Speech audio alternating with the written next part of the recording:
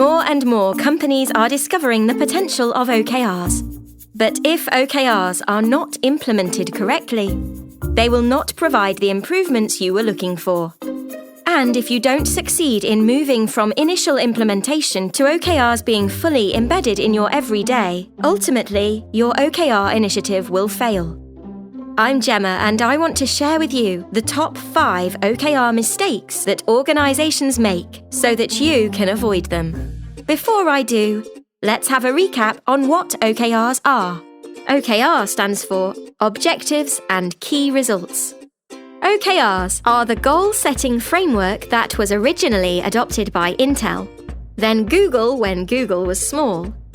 It's now one of the most popular ways to set goals for all sizes of organization. Most people have used SMART goals. Well, OKRs are like SMART goals, just with a little more goal-setting best practice guidance built in. The extra guidance includes grouping 1 to 4 key results that are measuring what matters, often KPIs, to give a more complete picture of what success looks like.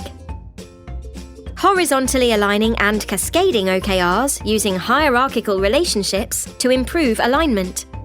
And deliberately setting hard targets, because easy-to-achieve goals have zero net benefit, and stretch goals help teams innovate.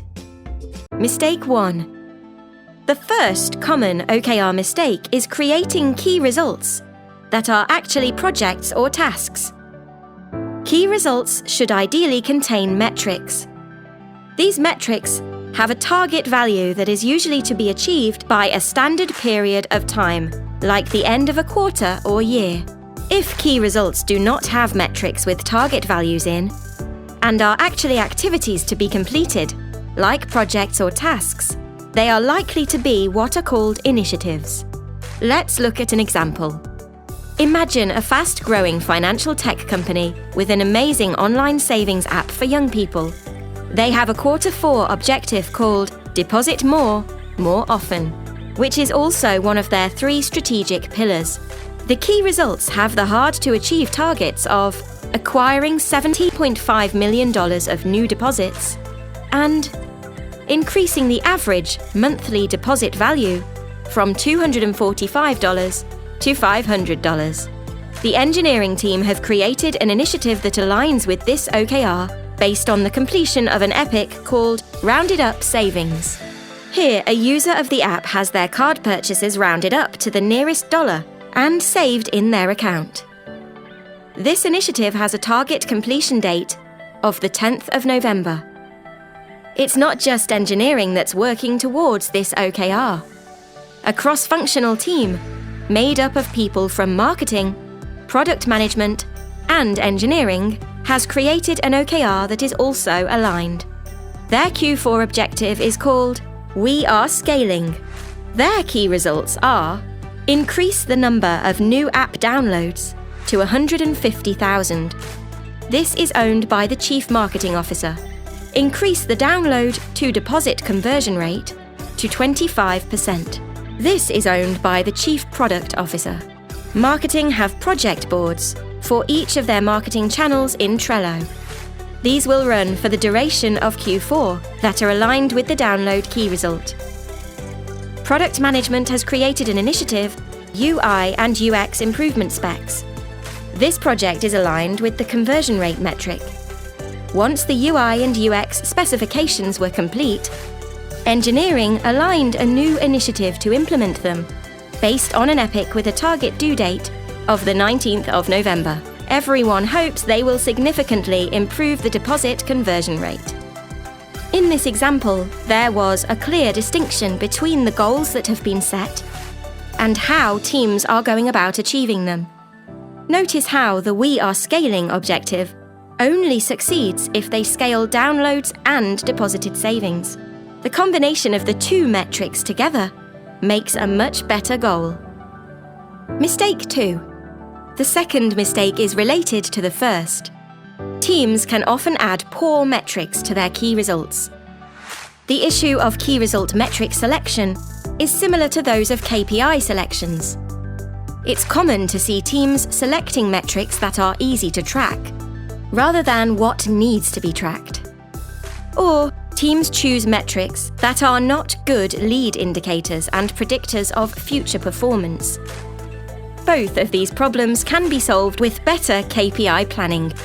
If you do use metrics that do not reliably predict improvements in future KPIs, like downloads or website visitors, you need to pair them with metrics that can confirm quality, not just quantity, like conversion to an event like sign-up, or conversion to a commercial event like a paid subscription.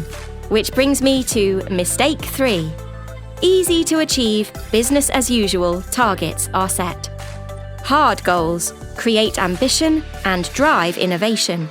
Easy to achieve goals, far less so. In fact, easy to achieve goals have been shown to have zero net benefit. The issue is that setting and missing hard goals is often believed to have detrimental consequences, or there really are detrimental consequences. What you need to do is make hard, normal, and safe.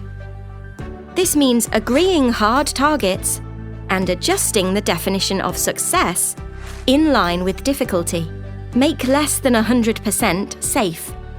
Success of a hard target is generally 70% to 100%. Moonshots even less.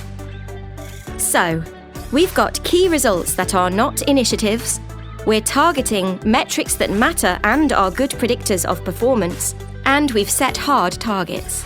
The fourth mistake you need to avoid is getting carried away and creating too many OKRs, or OKRs with too many key results.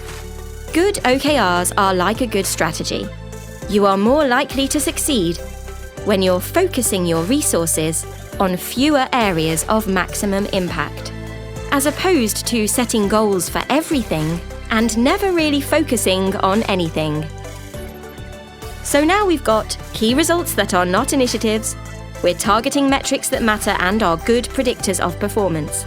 We have set hard targets, and we're focusing all of our efforts on the OKRs that are going to make a material difference to the organisation. That brings me to mistake 5, setting and forgetting your OKRs. This happens most when OKRs live in spreadsheets and don't have processes like check-ins and team meetings built around them. It is critical that your teams are constantly using OKRs and initiatives as the agenda for regular meetings, whether remote or face-to-face. In these meetings, status, progress, and confidence are displayed and discussed, in addition to what's holding people back and what's going well. Adjustments are made where necessary, and everyone gets on with enjoying the feeling of having a clear sense of purpose, more autonomy, effective collaboration, and continual learning. All of which is proven to lead to a happier, more engaged, and better performing workplace. You will find more videos like this in the free-to-access Knowledge Base and Academy section of ZOKRI. Good luck!